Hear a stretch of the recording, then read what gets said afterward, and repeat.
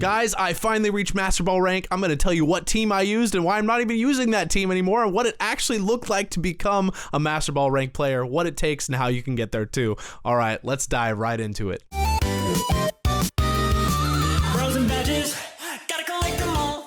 What's up, everybody? Welcome back to The Bros and the Badges. Yes, today we are talking about how to get to Master Ball rank. I was actually talking to my girlfriend, and I was like, I reached Master Ball rank. She's like, oh my gosh, I didn't realize you were so good at this game. And I was like, I'm actually not. That doesn't mean anything, I'm realizing. It means hardly anything at all. But guys, it took me literally 3 weeks of literally just rubber banding back and forth between Ultra Ball 1, Ultra Ball 2. I'd drop back down to Ultra Ball 2, I'd go back up to Ultra Ball 1. I'd be this close. I'd have 1 or 2 matches away from me reaching Master Ball rank, and then I'd just slide right back down to Ultra Ball 2. It was the worst. I don't know, it wasn't the worst experience of my life. No, not at all. But it was definitely not a fun time. At times it was, but I kept being I'm done with this game. I was I'm quitting, I'm not doing it anymore. And then the next day I'd get reeled back in, and I was like, no, I'm gonna give it another try. So that's really what it looked like for me to reach Master Ball rank. But Joe, I really just wanted to have this discussion less about the team, and I will highlight the team that I used to get there, but more just what it actually looks like to reach Master Ball rank. Because at least for me, what it took was not one team that I was oh man, this team is just getting streak after streak. I got 15 win streak, and then I reached Master Ball rank. That's not what happened. Yeah. It was actually me trying out a bunch of different teams, and because it took me 3 weeks over that to even get there, I kept seeing even within that the meta changing. There was a time where I was seeing a ton of Sneasler, so I was running a Trick Room team early on, and that's actually how I climbed Ultra Ball up to Ultra Ball 2, and then Ultra Ball 1 was just a Trick Room team. I had Farigiraf leading, I had Incin, and then I had Kingambit was kind of my sweeper, and then a few other Pokemon that I was cycling in and out. I kept changing that team too. But those were the main 3 that I was running, was Farigiraf, Incineroar, and Kingambit. And that Trick Room team got me pretty far with Sneasler, but then I started seeing less and less people use Sneasler. I had an anti-Sneasler team, but my team didn't work against their team, so then I kept changing. I was okay, this isn't working super well. So I've seen a lot of changes. People were using Sneasler a ton, and then they weren't. Now I feel it's middling out. You'll see half the teams use him, the other half doesn't. But the team that ended up getting me to Master Ball rank was actually this team that was kind of surprising. I really just wanted to switch it up. I don't know why this team worked well, but it did. And that was Mega Venusaur, Garchomp, Talonflame, and Rotom Wash team. And I would also cycle in Incin sometimes, and I had Hydreigon. I rarely ever used Hydreigon. I rarely even ever used Incineroar. It was mainly the core 4 that I just mentioned. I had Mega Garchomp and Mega Venusaur. Usually I'd run Mega Venusaur, and I would just use Garchomp mainly as a speed pressure, because he can threaten a lot of damage very quickly, especially because I was running Choice Scarf on him, so he has a 50% speed boost if you only use one move before you cycle him out. So that's what I was mainly using. So it had a lot of pressure. So he would almost always get to go first, unless of course, they had priority. So yeah, he was a really good, he'd threaten a lot of speed and a lot of damage quickly. And I would run him usually with either Venusaur or Talonflame. Talonflame to get Tailwind up, so then I can set the speed. I'm going first after that. And that team worked surprisingly well, because you've got your water, fire, grass core as well. I had grass with Venusaur, fire with Talonflame, and then water with Rotom Wash. Rotom Wash was really my good pivot Pokemon. It would switch in and out, and then it just covers a lot of bases having that electric water typing. So yeah, I did very well with this team. But I mentioned at the beginning of the video, I'm not using that team anymore. So that's really what it looked like to reach Master Ball rank. Is I found a team that was finally working, and it wasn't this team got me just I just destroyed everything with it. Please feel free to try out the team, but it taught me a lot. It taught me how to use a good Tailwind team, and there were a lot of times where Tailwind didn't work, and they'd have a Trick Room setter, and they'd get that up, but my team still managed to win sometimes, even with that, especially because Venusaur, more often than not, would get that sleep powder, and once you put a Pokemon to sleep, I don't know, it's over. You've got a 2v1 situation, and a lot of times once I'd get one of their their sweepers or one of their like core 4 Pokemon to sleep. I don't know, it'd be kind of in the bag at that point. But that said, there's also like so many times where sleep doesn't work, and then I keep spamming it. I'll try to put them to sleep 3 times, and if they don't go to sleep, honestly, I'll pull out my hair and rage quit, because then it's over for me. But yeah, I had a good 3 win streak that actually got me to Master Ball rank from Ultra Ball 1, so that felt pretty good. But honestly, as soon as I hit Master Ball, the meta changed, and I was like fighting other teams, and now my team sucks again. So I was just like, oh, okay, well, that's great. Like, I'm not kidding, like, it sucks again. Like, it's not doing so well. But yeah, guys, that's kind of what my journey to Master Ball rank looked like. It's just been a bunch of changing up teams, honestly. I'm not really a big fan of just like doing all the teams everybody else is doing, and also I haven't been able to get a Sneasler. Like on the ranch, I have not seen Sneasler once. I could just try to transfer it from a game, but I don't want to do that. So yeah, I've been using the team that has presented itself. I just use whatever Pokemon are available. I'm like, oh, I'll try to make a team with this, or I'll make a team with that. I really love running Trick Room, which is why that got me through a lot of Ultra Ball, but I don't know, at some point people were just hard countering Trick Room, and it wasn't working super well, so I pivoted and stopped using that team. But when Trick Room works really well, it works really, really well. Yeah. So if you guys are like low Ultra Ball, like a lot of people don't know how to deal with the Trick Room team, low Ultra Ball. So I would definitely give that a shot if you haven't yet. That one's super fun to run, and it's like very easy to wrap your mind around. It's very much just like, okay, set Trick Room in the beginning, and then you control speed. You get to go first with all of, like, choose slower Pokemon, ones that do like heavy damage and are bulky, and like you're gonna do really well. Someone like a Kingambit, etc.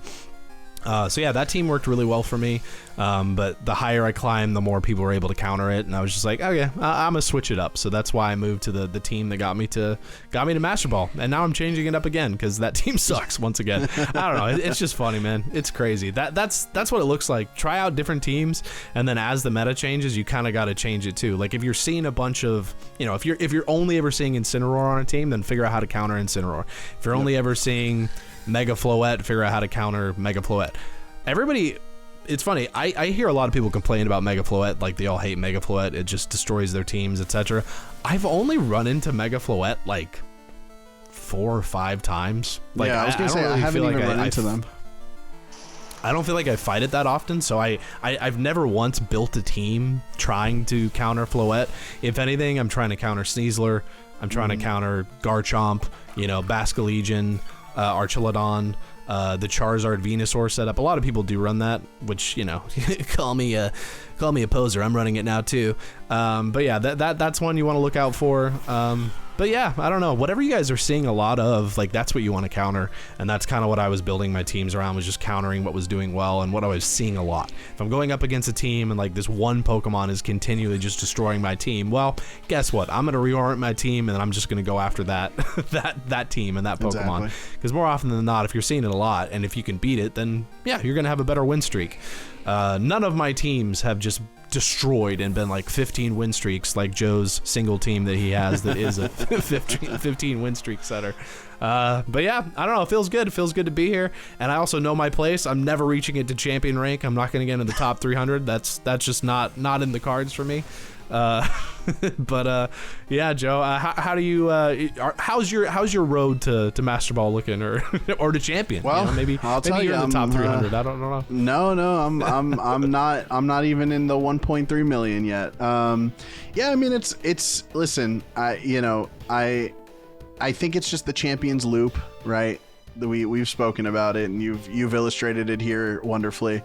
There's just times where you go on a crazy win streak, and then there are times where you go on the exact opposite and just lose every single battle when you queue up. I'm a little bit more tied to my team than I would like to be. I think I definitely need to switch up sometimes, just because, Champions has this thing of like, when you're on a win streak, it feels so good. Like sometimes your gimmicks are just hitting, and then sometimes you hit a brick wall. You hit someone who completely counters you, and you're like, yeah, I got to find an answer for that. And I unfortunately will bump into a brick wall over and over again until it eventually withers down.